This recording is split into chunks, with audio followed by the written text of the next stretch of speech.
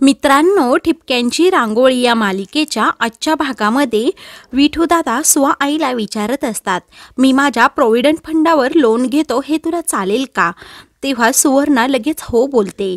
विठूदादा बोलतात, आत्तापर्यंत माझ्याकडून कसलीच अपेक्षा कोणी ठेवली नाही. पण दादा घर खर्च चालवतो म्हणून मी माझा सर्व पगार त्याच्याकडेच देऊन टाकतो. परंतु आता प्रॉव्हिडंट फंड म्हणजे ही आपल्या भविष्याची तरतूद आहे, म्हणून यात तुझं मत घेणं मला गरजेचं वाटतं. तेव्हा सुवर्णा बोलते, त्याची काही गरज नाही. मत घेणं मला गरजेचं अजिबात वाटत नाही आणि मला भविष्याची कोणतीच चिंता नाही. आपल्याबरोबर शशांक आहे, त्याच्यावर आत्ता कसला भार नाही टाकला. शशांक करेल, अमेय आहे आणि निखिलराव आहे. 3 चांगल्या सुना पण आहेत. तिचं आपल्या भविष्याची तरतूद आहे.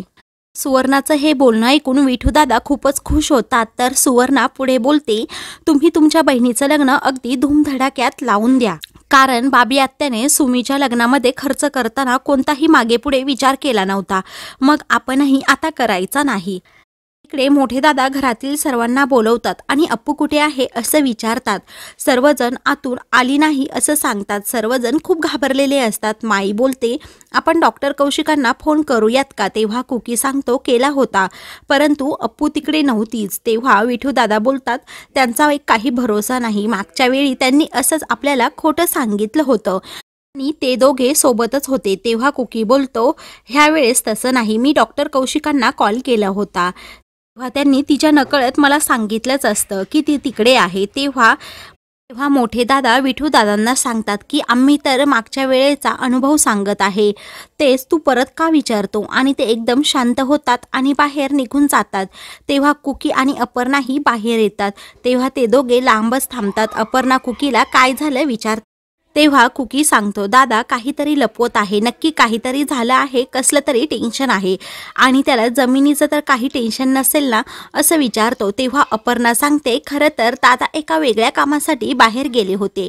अविनाश भाऊजींना त्यांनी जे पैसे दिले होते ते परत आणण्यासाठी दादा बाहेर गेले होते आणि तुम्हाला वाईट वाटेल म्हणून त्यांनी सांगितलं नसेल, कारण इथून निघताना माई आणि दादांचा फोन झाला होता, त्यावरून माईंचा अंदाज आहे अविनाश भाऊजींनी पैसे परत केले नाहीत. तेव्हा कोकीला तर खूपच वाईट वाटतं. अपर्णा त्याची समजूत घालते आणि दादा त्यांचं खूप कौतुक करत असतात असं सांगते. दादांकडे जाऊन त्यांची समजूत घालायला सांगते. तर इकडे डॉक्टर कौशिक अपूर्वाला बोलतात, मी तुला मागच्या वेळी सांगितलं होतं की घरच्यांना विचारून माझ्याकडे तू येत जा. ते आपली काळजी करत बसतात आणि जे प्रेम काळजी करत असतात त्यांच्याशी कधी खोटं बोलायचं नसतं, त्यांच्यापासून काहीही लपवायचं नसतं. अप्पू बोलते, आपण असं काहीतरी चांगलं करण्यासाठी खोटं बोलतो तर चालतं ना बाबा? तेव्हा डॉक्टर कौशिक सांगतात, परंतु खोटं ते खोटंच असतं आणि तसंही जेव्हा तू खोटं बोलते तेव्हा मला पण खोटं बोलावं लागतं. पुन्हा असं करू नको, ती सर्व माणसं खूप साधी आहेत, तू त्यांच्याशी असं वागू नको. अप्पू बोलते, मी जर खरं सांगून इकडे आले असते तर त्यांनी कधीच येऊ दिलं नसतं. माझं म्हणणं पटलं असतं का त्यांना? आणि तसंही आपण त्यांना मदत करू शकलो असतो का?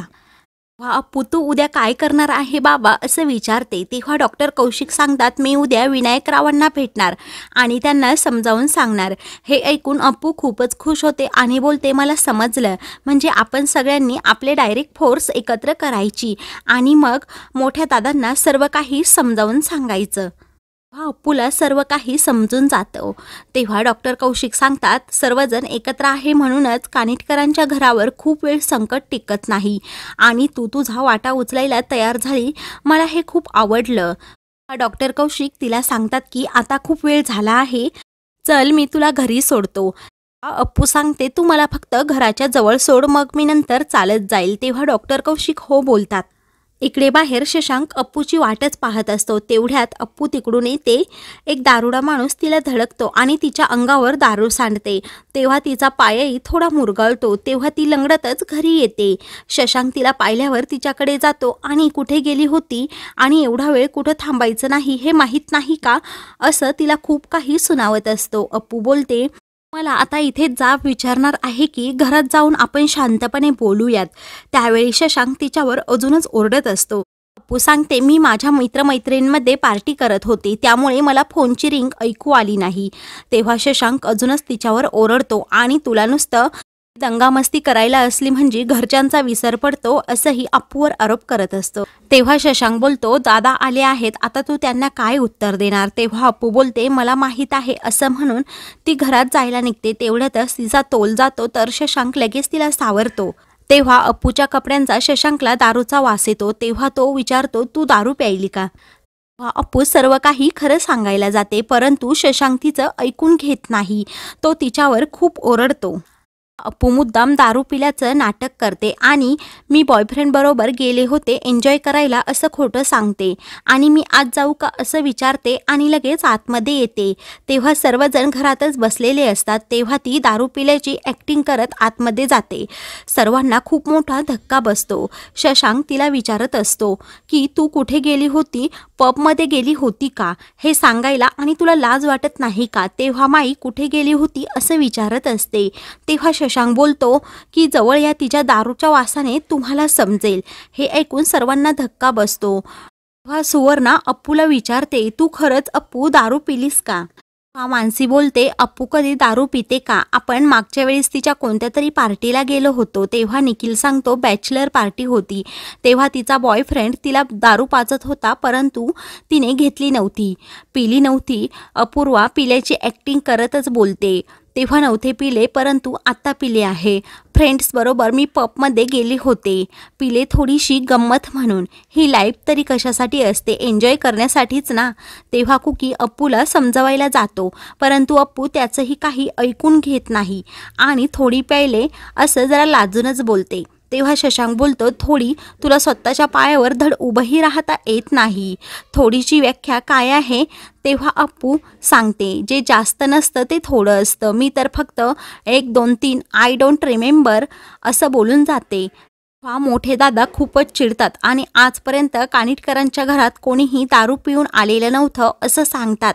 धिंगाणा तर फार लांबची गोष्ट आहे आणि तिच्याजवळ जातात व बोलतात, मला वाटलं होतं तू सुसंस्कृत घरातील आहे, तुझ्यावर चांगले संस्कार आहे। हा मुलगा नाही बोलला होता तरीही तुझ्याशी जबरदस्ती लग्न लावलं। घरात परिस्थिती काय आहे? सर्व लग्नाची गडबड चालू आहे आणि तू चक्क दारू पिऊन आली, तुला लाज वाटली नाही का? माझा विश्वासच नाही तू असं करू शकतेस, पण ही मी पाहतोय म्हणजे सत्य आहे।